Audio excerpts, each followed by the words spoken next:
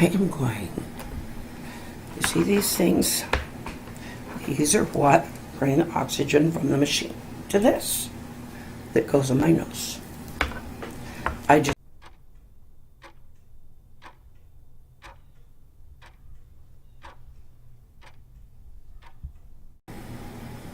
all right. I am going. You see these things? These are what bring oxygen from the machine to this that goes in my nose. I just changed it. The old one, let me show you, is full of these. I've pulled them out, tried several times, untangled these messes. That's actually just from me rolling it up, but believe me, there are these messes that it just does when you walk it across itself after so long, and it doesn't take long with these. I don't know what it is with the company that makes them, but anyway, we're going to snip it because you think that's looking better, but look when I get, oh, that's got water in it, see? That's what it does. It backs up pressure until it starts getting water in it from the humidifier bottle. But I suppose now it will untangle since down here trying to get this undone. Anyway, let's just say we've tried.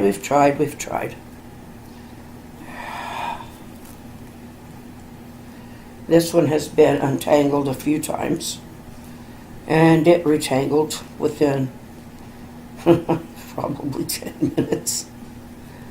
But let me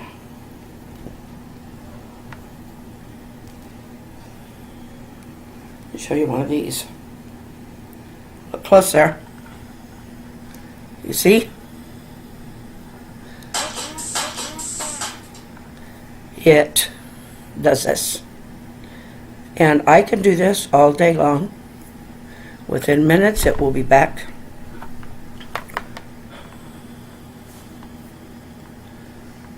to that. To that flattened out. I don't know how I can show you very well, but anyway, it was time to change it. I don't know. I'm not free, but it will feel free just to do this. Oh. 1, 2, 3, 3, 2, 1. There we go. And I have down here a little trash bag, or a little trash can. This may be too big for it, but it is destroyed. We don't have recycling in this little town, not at our doorstep anyway. So they do it at the plant, and we've actually seen them do it. It's pretty cool, but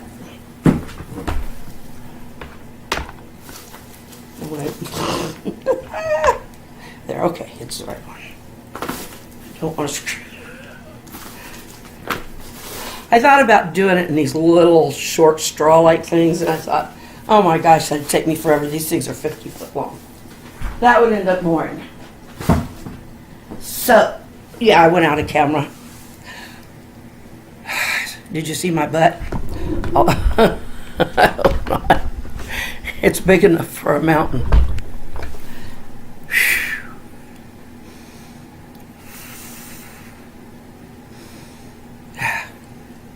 It's just a matter of I can talk to you better if I don't have to re-inflate my lungs.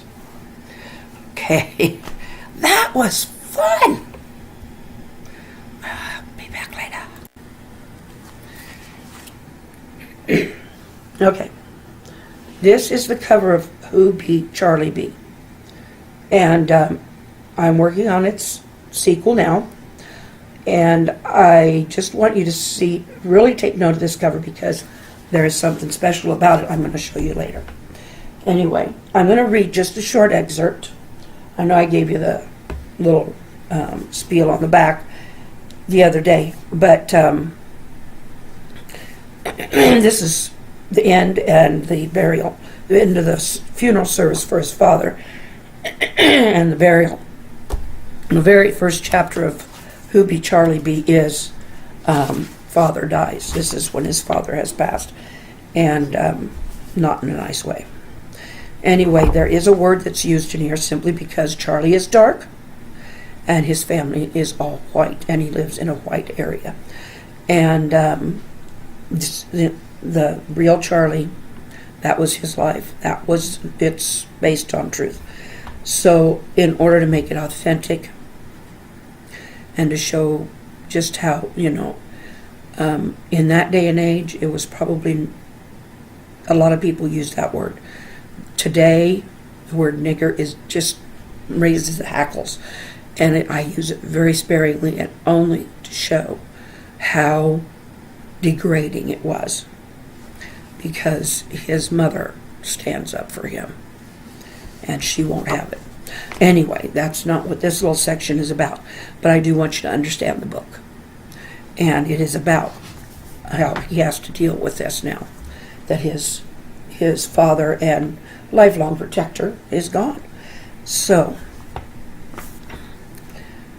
the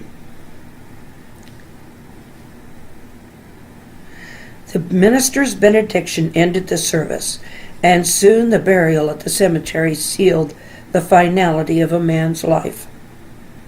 The goodbye was all too short for the great Henry Bueller. The oldest son regretted his lack of attention through the service. Pa deserved better. Charlie, the demanding 5-year-old, tugged at his leg. Pick me up, I'm cold.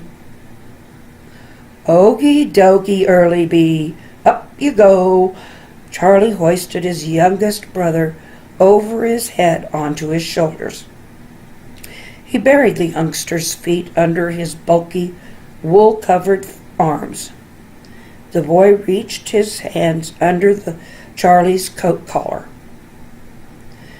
Ma carried little Pearl.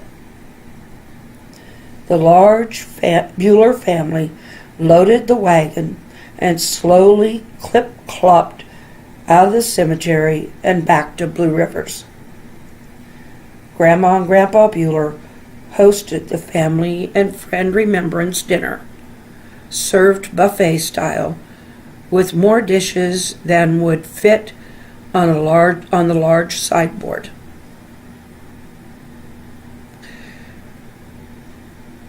Charlie filled his plate and looked for a place he could be alone. Ultimately, he went out on the screened back porch and stood eating his meal. He didn't taste much of it, but his belly was full. Young man, I have been looking for you. Grandpa Bueller stepped out onto the wooden porch. You're going to freeze out here. I'm sorry, Grandpa. I needed a place to get away for a bit. Me too, son, me too. Tears filled Charlie's eyes. They wouldn't let me sit up front. Ma got mad and made all the kids sit with us in back. She gave up her place for me, Grandpa. I told her to stay with you all, but she wouldn't have it. Charlie, your mother did exactly as your father would have had her do. Do you ever remember your pa letting anyone insult you around him? No, he and Ma are always been strong on that. He tried to impersonate his father's voice. Charlie, why is that noggin of yours hanging low? Put it high on those shoulders. They both laughed. Not bad. You sounded like him. Okay. Now, I will be just back with the story of the picture. Okay. I'm recording this. If you'll notice, it's the same photograph that is on the front of my book, Who Be Charlie B.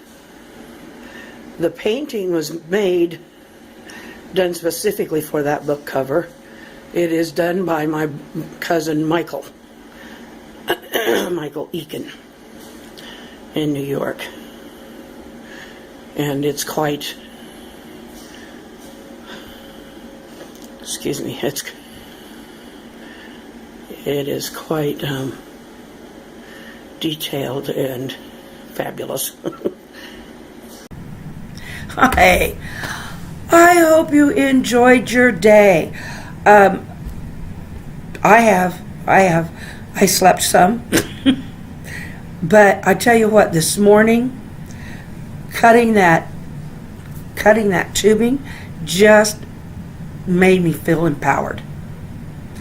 It doesn't have to stop me. It's going to limit me.